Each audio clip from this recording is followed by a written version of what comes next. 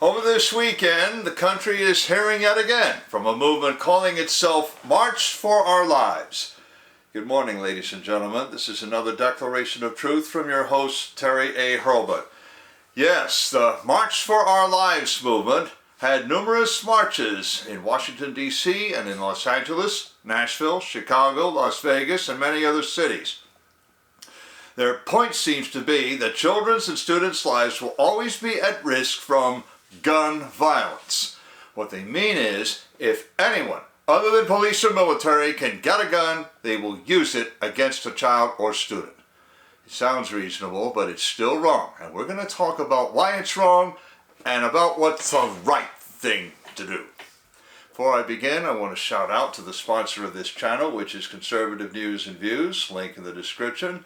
And be sure to check out the awesome CNAV Store. Scroll down near the bottom for that link. Lots of good merchandise there, including this t-shirt I'm wearing, which reads Rhino Hunting. And while we're at it, I'll shout out to another sponsor, BitNext. This is your replacement for Zoom, Slack, the Google G Suite, Microsoft Office 365, Dropbox, WeTransfer, and Chili Piper, among others. Unlike any of them, BitNext protects your content and conversations so well that even the administrators can't see it. So this is your channel for secure comms, conferencing, cloud storage, and file sharing. Best of all, everything is back-end. You don't even need client software. If you have a browser, you can use BitNext. Follow the link and give them a try. 28 days free of charge. You can't beat that with a stick. All right, ladies and gentlemen, pay attention.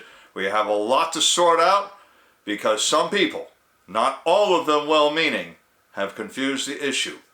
To begin with, March for Our Lives is not the same as the March for Life that started in Washington, D.C. in 1974. That movement protests the notion of a constitutional right to get an abortion. March for Our Lives started in Parkland, Florida in 2018. You know the story. A student at Marjorie Stoneman Douglas High School brought a gun to school and started shooting his fellow students. In fact, a court in Parkland has had to seat a second jury merely to sentence this student.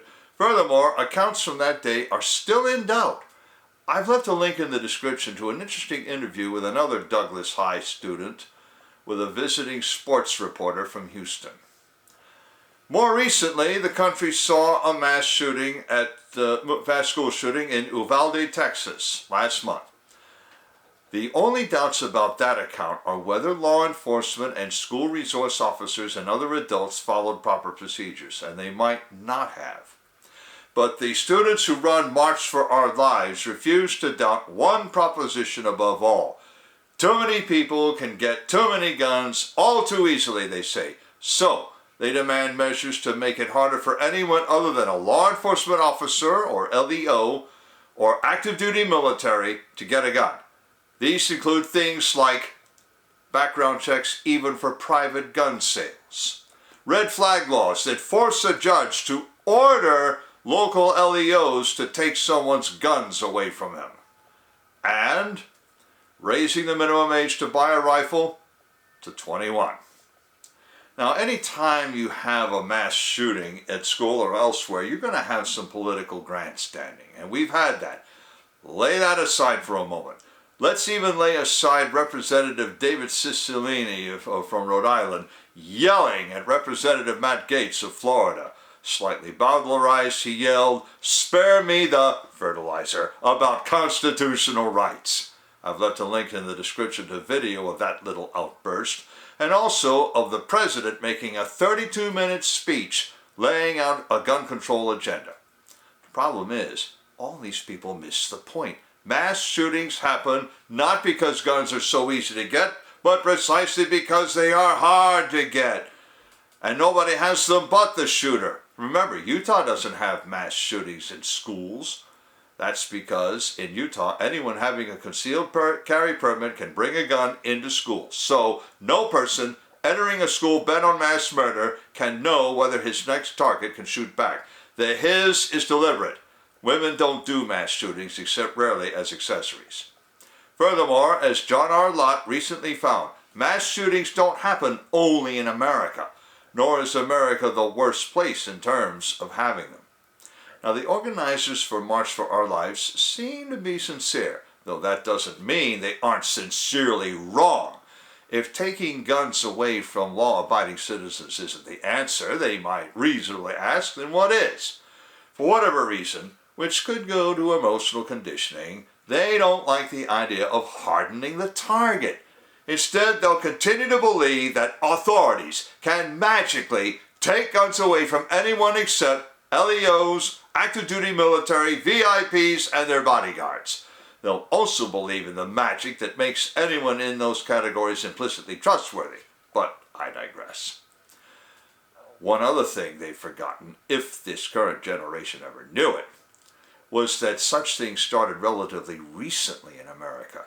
Cases like Lemon versus Kurtzman happened before many of them were born. That's when the courts took God out of our schools. When they did that, they finished what Horace Mann and John Dewey started when they invented government schools.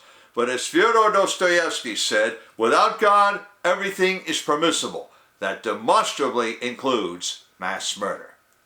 Which is why General Douglas MacArthur called for a spiritual reawakening in America. That's the right thing. Hard targets might be harder to hit, but if schools were to teach morality again, fewer people would be going after such targets, or any other targets. Links to the description, to the article, to the interview from 4 years ago that I told you about, to Congressman Cicilline's rant, to the President's remarks, and to conservative news and views. I have another link in the awesome online store and to BitNext, as I mentioned. And if you like what you've heard, you can like this video and subscribe to this channel. This is Terry A. Hurlbut delivering another declaration of truth and reminding you to let the truth set you free.